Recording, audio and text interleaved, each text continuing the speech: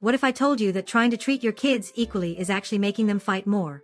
I know it sounds backwards, but here's what child psychologists have discovered. That parents who try hardest to give identical treatment often create the most rivalry. And I was one of them, and after interviewing family therapists and diving into research, I discovered I was making 5 critical mistakes that were actually fueling the fighting in my home. Today I'm breaking down these 5 mistakes that nearly every parent makes, and more importantly, I'll show you exactly how to fix them using evidence-based strategies. We're talking about comparisons, forced apologies, constant intervention, treating kids identically instead of fairly, and fixed labels. If you're doing even one of these, you might be accidentally increasing sibling rivalry. Let's start with the most common one, and it's probably happening in your house right now. Mistake number 1. Comparing your children to each other. What this looks like in daily life. You know those moments when you say things like, "Why can't you be more like your brother?" Or "Your sister finished her homework already, why haven't you?" Maybe you praise one child in front of the other, thinking it'll motivate them. Or you constantly point out who's doing better at what. Why parents do this? We think comparison creates healthy competition. We believe if one child sees their sibling succeeding, they'll be inspired to try harder. Seems logical, right? Why it backfires. But here's what research shows. When you compare siblings, you're not creating motivation, you're creating scarcity. You're teaching your children that your love, attention, and approval are limited resources they have to compete for. Psychologists who study sibling dynamics describe this pattern as inadvertently designing rivalry into your family system. Research by psychologist Alfred Adler and more recently by Dr. Judith Dunn confirms that comparisons increase competition for parental attention. How it increases rivalry. Every comparison tells your kids, there's a winner and a loser in this family. It transforms their relationship from potential allies into competitors. The better child feels pressure to maintain their position.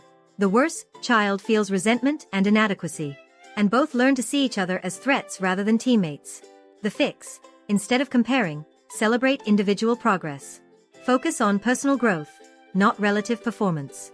Say, "You practiced piano for 30 minutes today, that's dedication." Instead of, "You practiced more than your brother." Recognize each child's unique strengths without ranking them.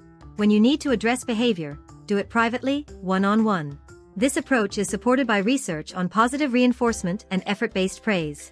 Quick practical example. So instead of saying, "Look how nicely your sister is sitting at the table," try, "I noticed you're working on sitting nicely, would you like help with that?" See the difference? One creates competition, the other creates coaching. Mistake number 2. Forcing immediate apologies and reconciliation. What this looks like in daily life. Your kids fight. You break it up and immediately demand, "Say you're sorry. Now hug and make up." Maybe you stand there until they mumble, "Sorry," to each other. You want peace restored right now, so you push them to reconcile before anyone has even calmed down. Why parents do this? We want harmony in our homes. We think if we can just get them to apologize quickly, the conflict ends and everyone moves on. Plus, apologies are important. We're teaching valuable social skills, right? Why it backfires. Here's the problem. Forced apologies teach performance, not genuine empathy. Research by psychologists like Dr. Ross Green shows that when children are pushed to apologize before they're emotionally ready, they learn to fake remorse rather than develop authentic conflict resolution skills. They're going through the motions to satisfy you, not to understand the other person's perspective or repair the relationship. How it increases rivalry. Rushed reconciliation builds resentment. The hurt child feels dismissed, their feelings weren't validated. The child forced to apologize feels unfairly treated, they're not sorry, they're just complying. Neither child actually resolves the underlying conflict. So the same fight happens again tomorrow, and the day after that. You're creating a cycle of surface-level peace with underlying hostility. And to be clear, apologies are valuable and important when they're sincere. The issue isn't apologies themselves, it's forcing them prematurely before real understanding happens. The fix. Allow a cooling-off period. Separate them if needed. Once everyone's calm, guide them through the conflict resolution process. What happened? How did that make you feel? What do you think they felt? What could we do differently next time? Let apologies emerge naturally from understanding, not from your command. This emotional coaching approach helps children develop genuine empathy and conflict resolution skills. Sometimes this takes 20 minutes. Sometimes it takes an hour. That's okay. Quick practical example. Instead of, "Say sorry right now," try, "You both seem really upset. Let's take some space. When you're ready to talk about what happened, come find me." Then facilitate a real conversation where both children feel heard. The apology that comes from this?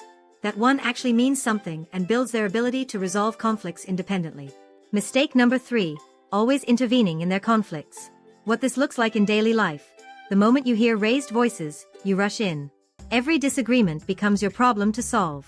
You referee every argument, decide who's right and wrong, and hand down verdicts. You're basically the judge and jury for every sibling dispute in your home, even the minor ones about who gets to sit where or who touches whose toy. Why parents do this? We want to protect our kids from hurting each other. We think if we step in quickly, we prevent the conflict from escalating. Plus, we're modeling good conflict resolution, right? And honestly, the fighting is exhausting. If we can just solve it quickly, everyone can move on. Why it backfires? Here's what researchers in child development have found. When you constantly intervene, especially with school-age children, you're preventing them from developing their own conflict resolution skills. Observational studies published in journals like Child Development show that children need practice navigating disagreements to build negotiation skills, compromise, and emotional regulation. When you're always the mediator, they never learn to be their own problem solvers. Now, toddlers and preschoolers do need more guidance to prevent things from escalating into aggression, but once kids are past that stage, excessive intervention actually hinders their social-emotional growth. How it increases rivalry. Constant intervention creates dependency. Your kids learn they can't resolve anything without you, so every tiny disagreement becomes a battle for your attention and your verdict. They're not fighting to solve the problem anymore, they're fighting to win your favor. Plus, whoever you rule against feels resentment toward both you and their sibling. You've become part of the rivalry dynamic instead of helping them move beyond it. Research shows this pattern is especially problematic for older siblings, who need autonomy to develop closeness with younger siblings. The fix: learn to distinguish between conflicts that need intervention and those that don't. If there's physical aggression, bullying, or a significant power imbalance, step in immediately. But for everyday squabbles between school-age kids, stay nearby but don't immediately intervene. Give them space to work it out. You can coach from the sidelines. It sounds like you both want the same toy. What are some solutions you could try? Research on collaborative problem-solving shows that children who practice resolving their own conflicts develop stronger social skills and better sibling relationships long-term. Quick practical example. So instead of rushing in when they argue over a video game controller and declaring, "You each get 15 minutes," try staying in the room but saying, "I hear you both want a turn. How could you solve this fairly?" Then let them brainstorm. They might suggest taking turns, playing together, or doing something else entirely. Even if their solution isn't perfect, the process of creating it together strengthens their relationship. Mistake number 4. The equality trap, treating them exactly the same. What this looks like in daily life. Same bedtime for your 6-year-old and 10-year-old. Same size portions at dinner. Same amount of screen time.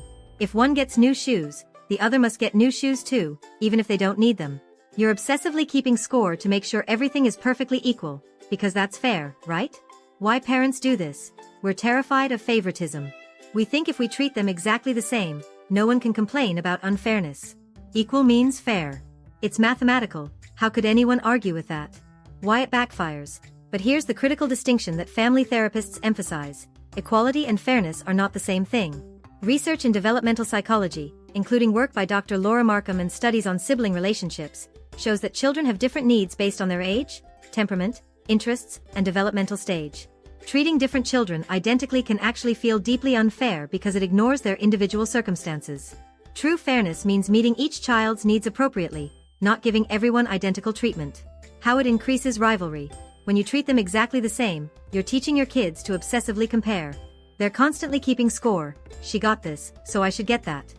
Studies on perceived fairness in sibling relations show this creates a scarcity mindset where any difference feels like favoritism. Your 10-year-old resents having the same bedtime as their younger sibling. Your child who doesn't need new shoes feels you're being arbitrary. And paradoxically, your attempt to be fair makes everyone feel the system is unfair, fueling resentment and competition rather than reducing it. The fix: shift from equal to equitable. Meet individual needs transparently. Explain age-appropriate differences. You get a later bedtime because you're older and your body needs less sleep.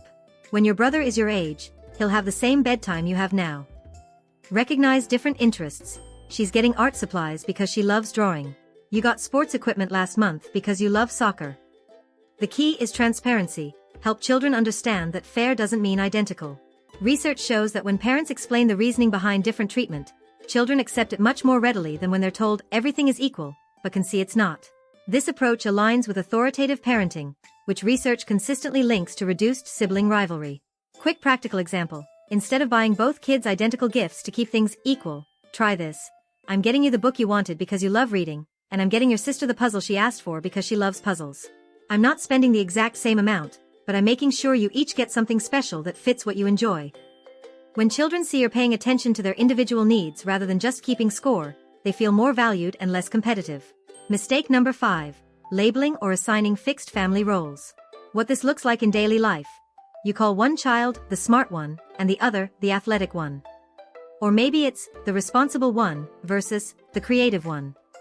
You refer to your youngest as the baby, even though they're 7. You introduce them to people with these labels. This is Emma, our bookworm, and this is Jake, our jock. These seem like harmless descriptions. You're just recognizing their strengths, right? Why parents do this? We think we're celebrating each child's unique talents. We believe giving them distinct identities helps them feel special and prevents comparison. It's easier to manage the household when everyone has their role. The helper, the funny one, the sensitive one. Why it backfires. But research in developmental psychology, including identity formation studies, shows that fixed labels create rigid boxes that limit children's growth and self-concept. Dr. Carol Dweck's research on fixed versus growth mindsets demonstrates that when we label children with fixed traits, especially in family contexts, we discourage them from developing beyond those narrow definitions. Her work shows this applies not just to academic settings but to how children see themselves in their families. More importantly for sibling dynamics, these labels create what family systems theorists call complementary roles, where children feel they must stay in their assigned category to maintain their special place in the family. How it increases rivalry. Labels turn your children's identities into territories they must defend. If Sarah is the smart one, what happens when her brother gets a better grade? Her identity feels threatened. If Michael is the athlete, he can't show interest in art without feeling like he's invading his sister's domain. Research on family dynamics shows that rigid role assignments create competitive scarcity. There's only room for one smart kid or one responsible kid. So siblings must compete to maintain their position or fight to break into a different category. The child with a negative label, the troublemaker, the difficult one, the lazy one, feels trapped and resentful, often acting out the very behavior you've labeled them with in a self-fulfilling prophecy. The fix. Use dynamic, specific observations instead of fixed labels.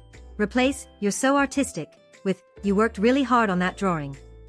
Instead of introducing them by their roles, describe what they're currently interested in. Emma's been reading a lot of mystery novels lately, or Jake just joined the track team. Recognize that children are multidimensional. Your math kid can also love music, and your shy kid might be outgoing with close friends. Studies show that when parents acknowledge multiple facets of each child's personality and interests through process-oriented praise focused on effort rather than fixed traits, children develop more flexible self-concepts and feel less need to compete for limited identity space in the family. Quick practical example. Instead of saying, "Ask your responsible sister to help you, she's the organized one," try, "Your sister has been practicing her organizing skills. Would you like to ask her for tips, or would you like me to help you figure out a system that works for you?" See the difference? One traps your daughter in a fixed role and implies her brother can't develop those skills. The other recognizes learned abilities and leaves room for both children to grow in any direction they choose. Quick recap of all 5 mistakes. So let's recap quickly. The 5 mistakes that increase sibling rivalry are: comparing your children to each other, forcing immediate apologies before they're ready, always intervening in their conflicts, treating them exactly the same instead of fairly meeting individual needs, and labeling them with fixed family roles. Each of these comes from good intentions. We're trying to motivate, teach values, protect, be fair, and celebrate uniqueness, but each one inadvertently creates competition instead of cooperation. Encouragement and normalization. And here's the thing, I've made all 5 of these mistakes. Most parents have. Family dynamics are incredibly complex, and we're all learning as we go. This isn't about perfect parenting or beating yourself up for what you've been doing.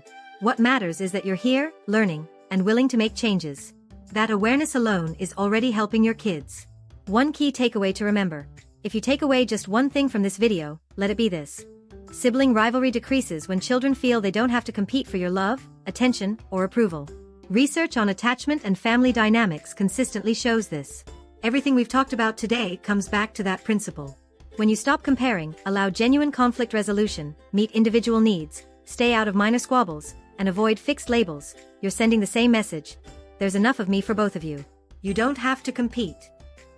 So now I want to hear from you. Which of these 5 mistakes did you recognize in your own parenting? No judgment here, we're all in this together.